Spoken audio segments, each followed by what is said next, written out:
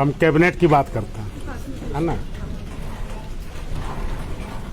आप लोग जो सर के संज्ञान में दिए हैं पहले से ही है, और बराबर सर आम जगह सब जगह बोलते हैं कि इन लोग को न्याय हम लोग को देना है, और जो डिलेड जस्टिस है उस पर हम लोग देख लेते हैं क्या टेक्निकल अड़चन आ रहा है।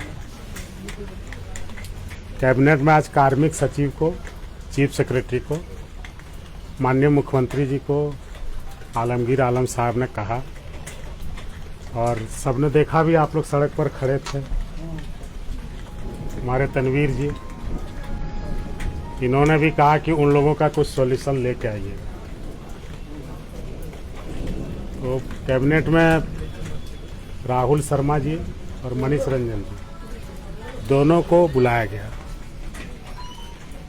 और चीफ सेक्रेटरी ने कहा जो सारा ये था सब कुछ ब्रीफिंग कुछ माननीय कैबिनेट मिनिस्टर्स ने मुख्यमंत्री महोदय को दिया, और उसके बाद कंक्लूजन आलमगीर आलम साहब विभागीय मंत्री जी ने दिया। फिर उन्होंने कहा कि इस मामले का निष्पादन आपको त्वरित करना, और इसके लिए चीफ सेक्रेटरी राहुल शर्मा जी, मनीष रंजन जी, कार्मिक सेक्रेटरी, सब लोग जो सभी दस्तावेज है हमने इनसे मांगा भी, छोटू जी से और लक्ष्मी जी से, वो सब लेकर जल्दी बैठक होने वाली है, और सारे पहलुओं को वहाँ रखा गया है। और कैबिनेट में जब उच्च स्तर पर, इससे उच्चतम स्तर कोई नहीं हो सकता है। माननीय मुख्यमंत्री जी, ग्रामीण विकास मंत्री जी के सारी बातों से सहमत हुए, और मिनिस्टर जो थे मिथिलेश ठाकुर जी, जगन्नाथ महतो जी, हफीजुल साहब, बन्ना गुप्ता जी, रामेश्वर उरांव साहब, सब लोगों ने कहा कि नहीं, बच्चों को न्याय देना चाहिए। तो आज की यही बात है। अब अगला जो इन ऑफिसर्स के बीच में मीटिंग होगा, और उसके बाद ये लोग ब्रीफ करेंगे आलम साहब को। तो जब ये ब्रीफ करेंगे फिर हम नंबर ले लिए हैं आपके मित्रों का, और इनका सर के माध्यम से इनके जो पीएस आप लोग को खबर चला जाएगा, या हम लोग ही कर देंगे, या तनवीर भाई जो आपके मामले को देख रहे हैं अच्छा से सहयोग करते हैं।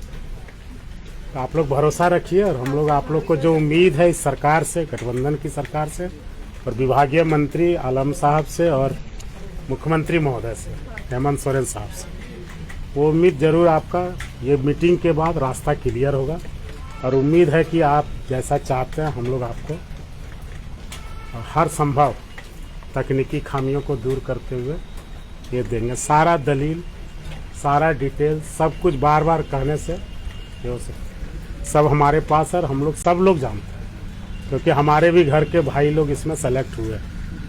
आप भी हमारे भाई समान हो, बहन समान हो, है ना, और हम सभी झारखंड के लोग हैं। और इसमें जो हमारी पार्टी के है, आप सभी बहनों का भी भविष्य इससे जुड़ा है।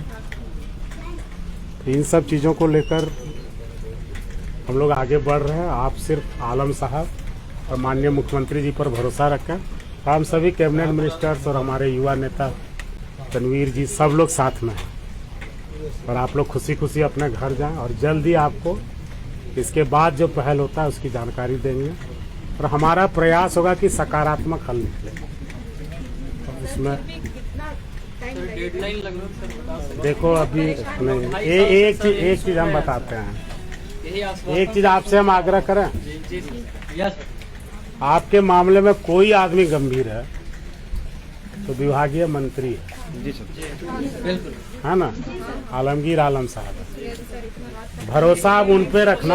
हाँ, अब उन्होंने यही कहा कि हमें बाहर भेजा कि आप जाके उनको बोल दो कि अब हम फाइनल उनको डिसीजन बताएंगे। उन पर भरोसा रखिए और हमारे कॉल का इंतजार कीजिए। 10 जगह नहीं जाना है, कभी कोई जानकारी रहे तो 2 आदमी साथी आना यहाँ। हाँ, अपना कभी भी, ये दरवाजा हर समय खुला रहता है, आप आके हम लोग से जानकारी ले लेंगे।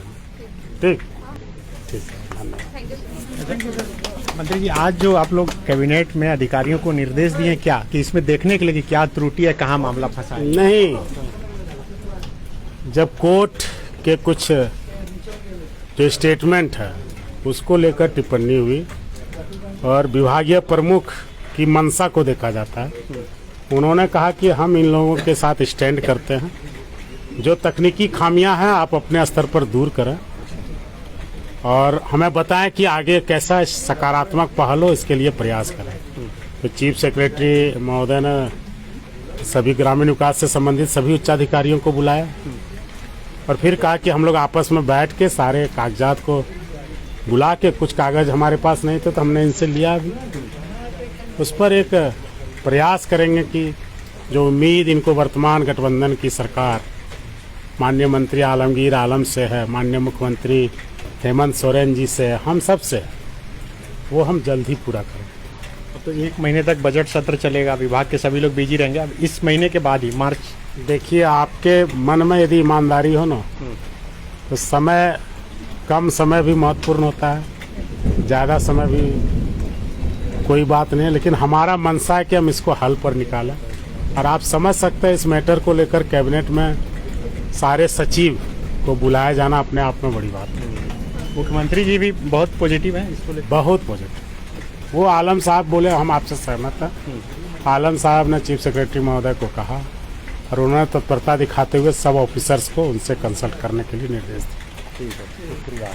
तो ये बादल पत्रलेख थे, आप देख सकते हैं कि यहाँ पर तमाम पंचायत सचिव परीक्षा के अभ्यर्थी हैं, वह खुश हैं और वो यहाँ पर ब्रीफ कर रहे हैं पंचायत सचिव परीक्षा के इन अभ्यर्थियों को कि किस तरह से आज कैबिनेट की बैठक में विभागीय सभी अधिकारियों को बुलाया गया था और उसमें आज पंचायत सचिव के अभ्यर्थियों के लिए चर्चा की गई है।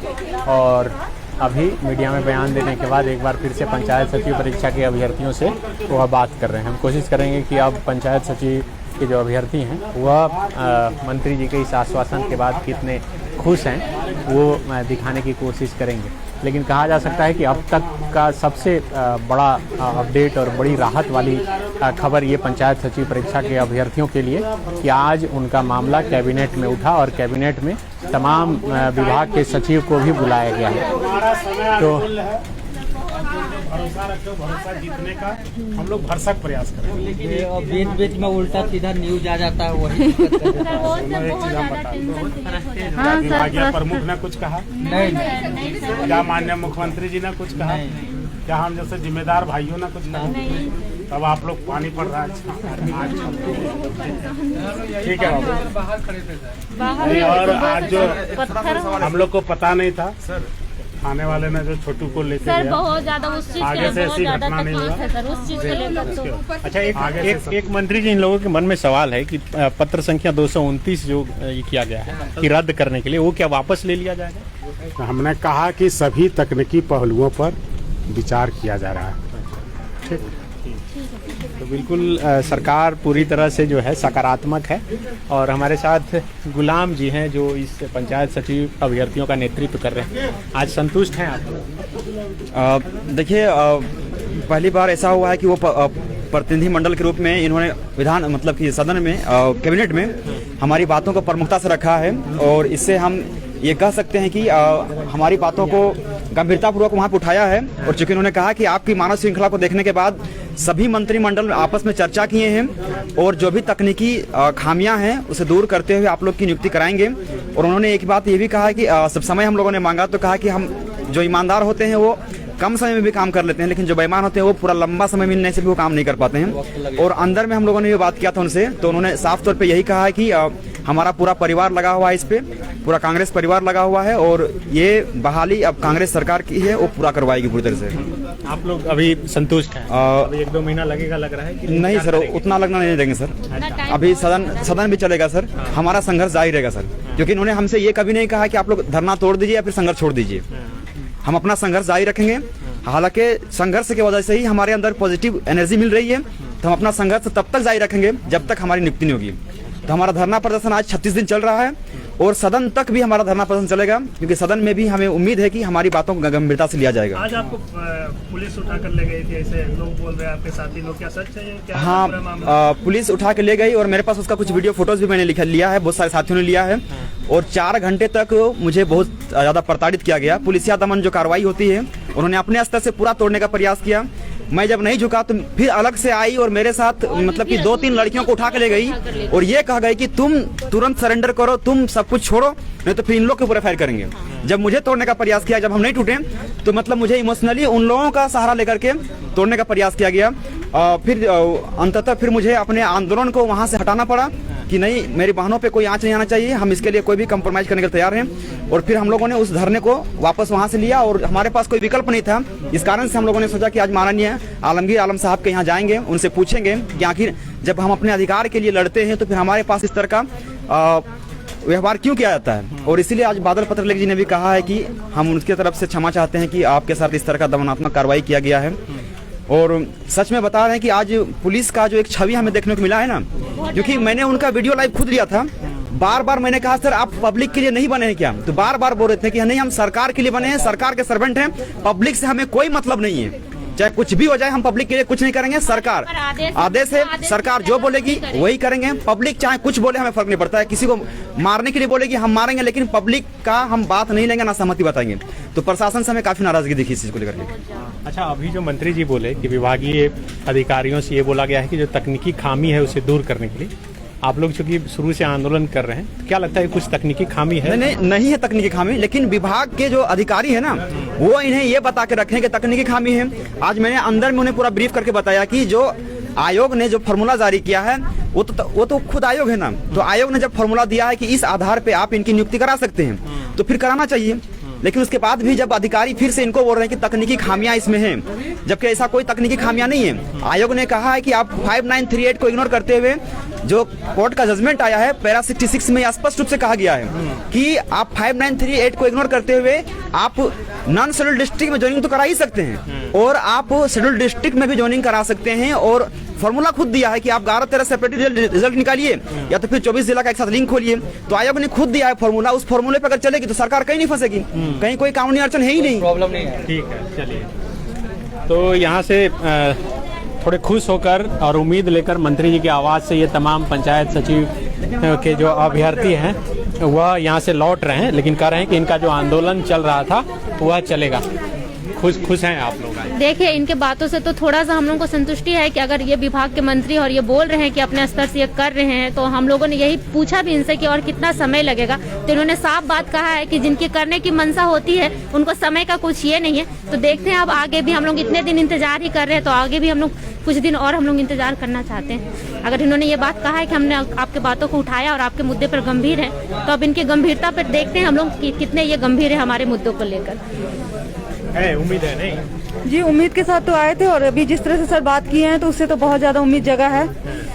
बस और क्या कह सकते हैं, देखते हैं आगे कब तक नियुक्ति का मतलब मार्ग और प्रशस्त होता है हम लोग का। तो बारिश में जो खड़ा थे बहुत गुस्सा था, थोड़ा ठंड हुआ है?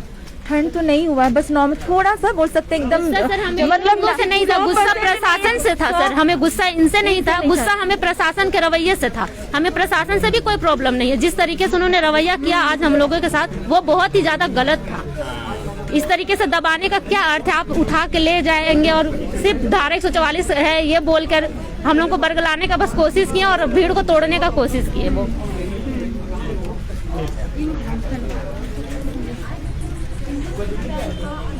तुमने तैयारी कहाँ से की? IBM से। मैंने अपना सिलेक्शन RRB PO 2022 को प्रथमा बैंक में लिया है। मेरा सिलेक्शन IBPS PO में हुआ है, मुझे इलाहाबाद बैंक मिला है। मेरा सिलेक्शन RRB PO में आर्यवर्त बैंक उत्तर प्रदेश में हुआ है। मैंने RRB PO 2022 में सिलेक्शन लिया है यूपी लखनऊ में। सारे कोविड के गाइडलाइन को फॉलो करते हुए हम लोग अभी क्लासेस करेंगे और आप जो सपना देख रहे हैं उस सपने को हम दोनों मिलकर पूरा करेंगे। झारखंड का नंबर 1 एकमात्र संस्थान NIPM। TheFollowUp.in. Like, share and subscribe. www.thefollowup.in